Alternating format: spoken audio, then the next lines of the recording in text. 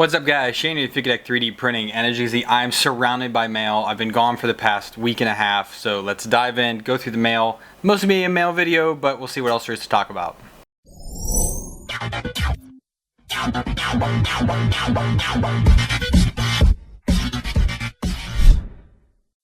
So welcome back guys. So like I said, I actually was out the past week and a half pretty much. I had to do some emergency dental work, which was no fun. So I actually flew back to the States, got my dental work done, and then came back this past weekend and just been pretty much getting over jet lag, things like that.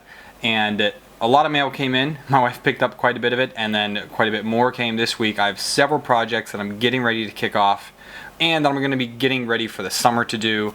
So again, let's sort of dive in and see what all came in. And for most of the stuff, I'm just going to do quick quips to see how that turns out, and some of the stuff I'll actually expand more on, but most of it's just going to be like quick things. So I got in a few of these little pancake stepper motors, and they're actually the wrong size. I was under the impression that these were NEMA 17 pancake steppers, but apparently they're not, because they are about 5 millimeters too narrow. That sucks. Yep, nope, definitely bought the wrong thing. These are NEMA 14 stepper motors. So these are gonna have to be returned because these were supposed to be for the extruder. From Fugatech's website, ordered some supplies. I got a new heated bed. It came with wires and a thermistor. This is gonna be for the Geeetech because actually only the back, I'd say 2/3 of the heated bed is actually heating up. So there is some issue in the front section of that, and that is affecting print quality. So I need to get that swapped out. This is the one for it. For the HyperCube build, I got a whole ton of aluminum extrusion. There is all 20/20. There's 10 20/20 1 meter sticks and 4 20/40 1 meter sticks. And again, these are going to be for the HyperCube build. A random little piece for my drill. This is kind of to get into little narrow places. A breadboard starter kit. I've always wanted to try these out and kind of learn electronics more. This is going to help me out. Fittings are PTFE tubing, and they're too big, so useless. A new power button, which I believe I ordered this for the Monoprice Select Mini eventual mod, I think. I'll find out when I remember. A relay module for, I don't remember why. LED remotes. These are to control the LEDs that are above my desk. I ordered 3 because I need one for underneath the desk, and I need one for the other set of printers over here, the Geeetech and the Delta, to control those as well.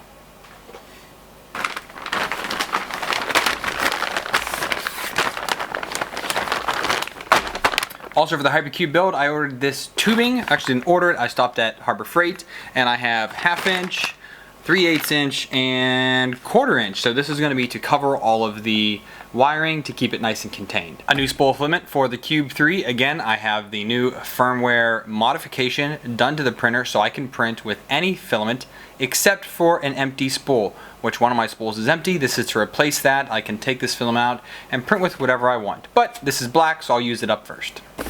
Oh, and there will be a video very soon about the Cube 3, I promise you that. Next is the March Maker Box. Video coming on this very soon. Okay, now to dive in a little bit. So again, I'm getting parts for the HyperCube, and so I have, some of the tubing for it. I have a few other parts I already ordered. I have the aluminum extrusion in. So I contacted Igus and I said, hey guys, I would really like to do this build using some of your, parts. Can you hook me up? They said yes, and another guy never replied back to me. Well, the guy that never replied back, actually, the stuff from him is in here, and this is the bushings and bearings. So here I have 10 millimeter bushings from Igus, and these are for the X gantry rods, the X-axis rods I should say, which supports the X gantry. So these are the bushings for that. Again, these are basically like self-lubricating. They're not supposed to leave any type of residue or anything behind, so these would be really cool to use. So I also have 8 millimeter Dryland bearings. I think they're bearings. They might be considered bushings because there's no actually bearings inside of them, but these are 8 millimeters for the Y-axis rods on the HyperCube. I also might use these with some of my other printers because they sent me 2, 4, 6, 8 of them, and I don't need 8, I don't think. But we'll see what I have left. I might try them out some of the other printers, see how they turn out. But actually, when you buy them, they're really not actually that expensive.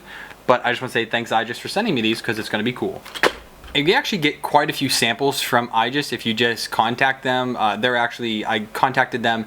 One of the reps wrote back to me. I've been emailing him. I actually had a very long phone call with another one of the reps to figure out the proper cable chain and cable to use in the HyperCube, which they're sending me as well.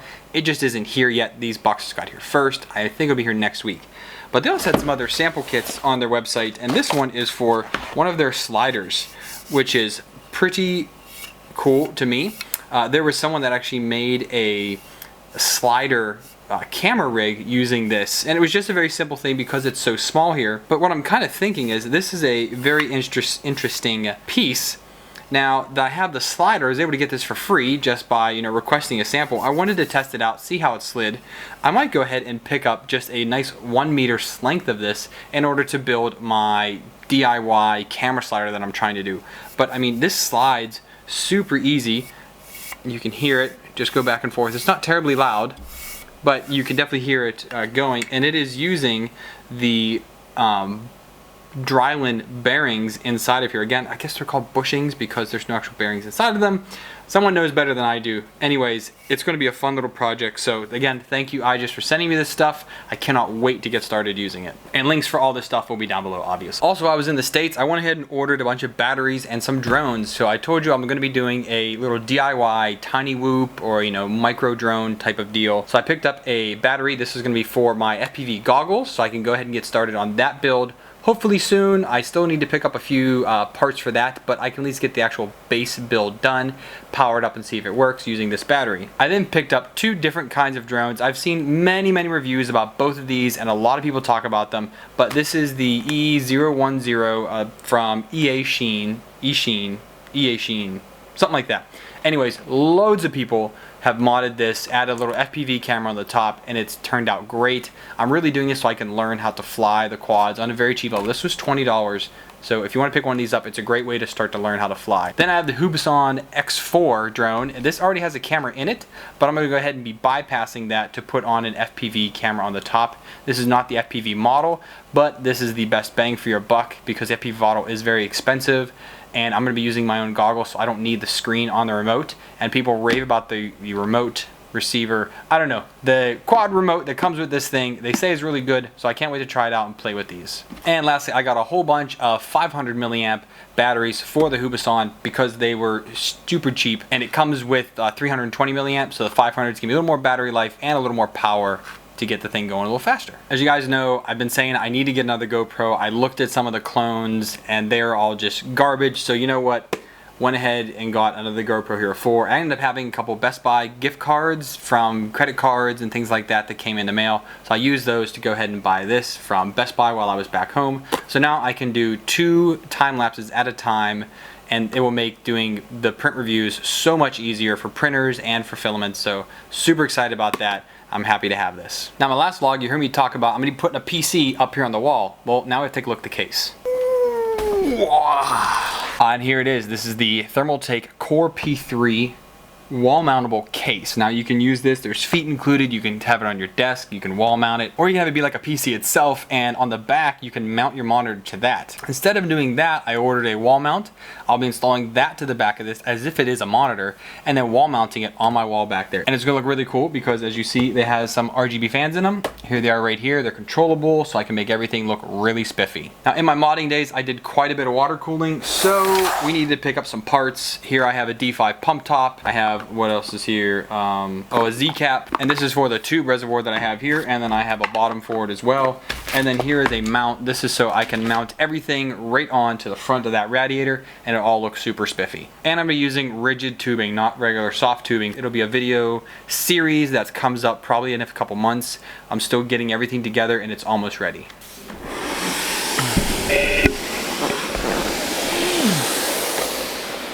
Hard drives.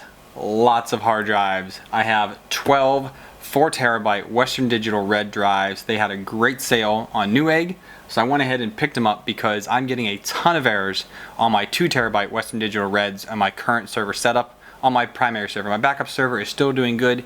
It is full of 3TB drives. I didn't want to buy a bunch more 2TB because I'm also running out of space due to YouTube. So these are 4TB drives. This will give me about, was it 38 effective terabytes of storage, or 34, I forget what it was.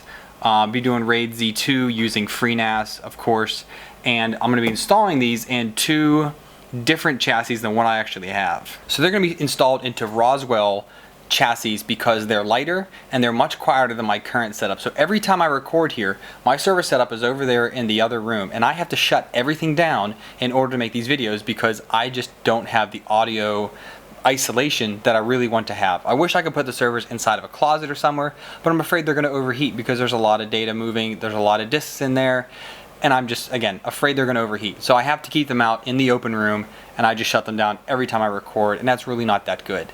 Now with these new Roswell towers, they move quite a bit of air, not quite as much as the super micro chassis that I'm using right now, and they're not quite as good because I don't have the hot swap capabilities. But in order to change that, here I have a few, I actually have 6 of these, so 3 go in each of the Roswell chassis. And these are, these are actually 4U rack mountable chassis to go in my rack. And I'll be taking the super micros out, the drives from my secondary server going to one, all of these will be installed into the primary server, and then I will have a lot more effective space, it'll be quieter, and hopefully I will be able to run those and record at the same time and have less harm and stress on my servers. Last but not least, I picked up this nice Workbench Powerstrip, and this will be great. So this has a surge protection in it and everything like that. Everything is spaced so I can plug things in much easily. I have a power strip mounted right there, which is not very great. It's like a regular old household one, and I don't want to run all this amperage through it. So this can easily take it, and I'm going to be putting this on the desk or on the wall, probably on the desk though, and it'll also clean things up, give me some more plugs. I'm really excited. Okay, that's mail. All right, let's do a printer update. The Delta is working great now, but I have found out that if I run the fans at 100%, I actually get very, very poor layer adhesion and prints basically just crumble. And it was very odd. So I went ahead, turned the fans off, ran the print again, and it is rock solid.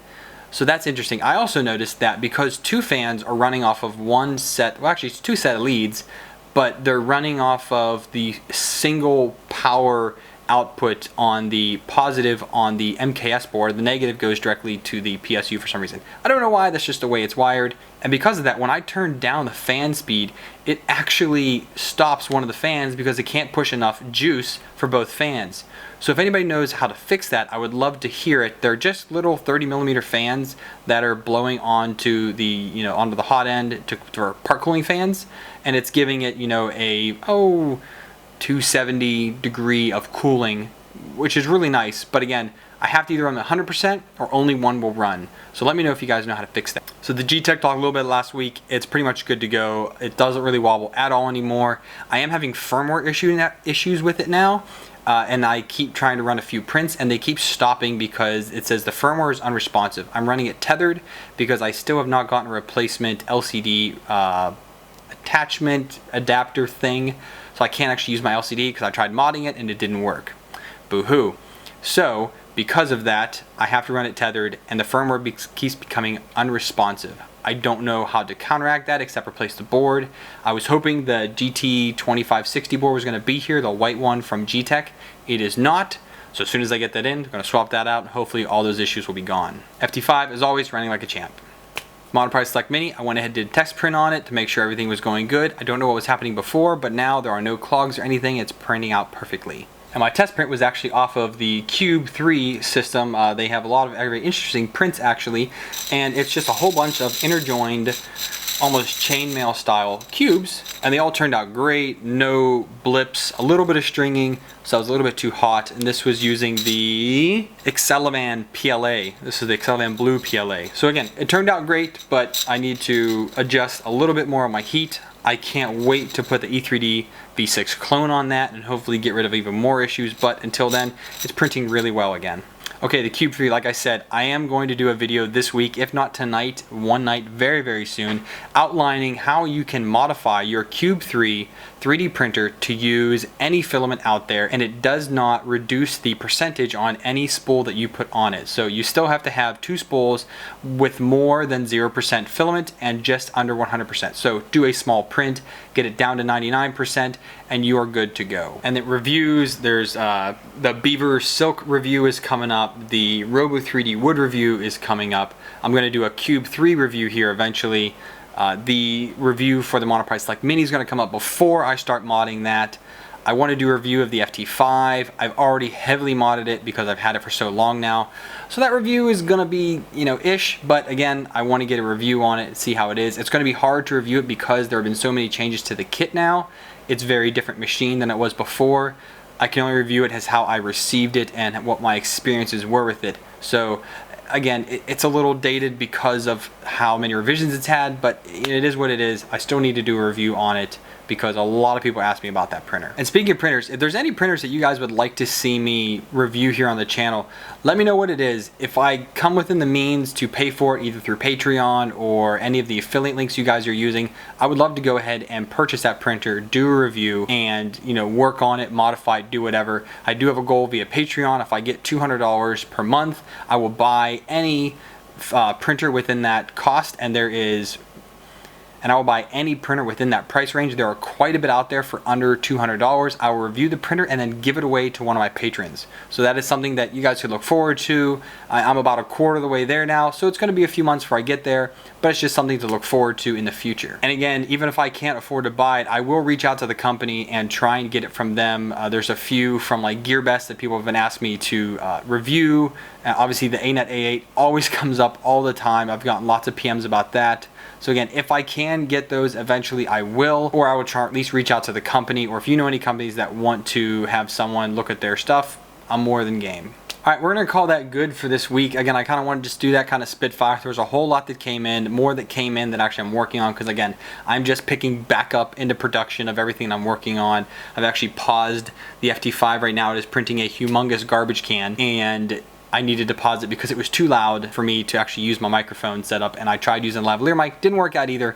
But anyways, I've got a lot to do. I need to get to it. So if you guys liked the video, please give it a like. If you didn't, dislike button, let me know why down below. Support the channel, you can subscribe. There's a bell icon down there as well. Hit that, you'll get an email anytime I upload some content.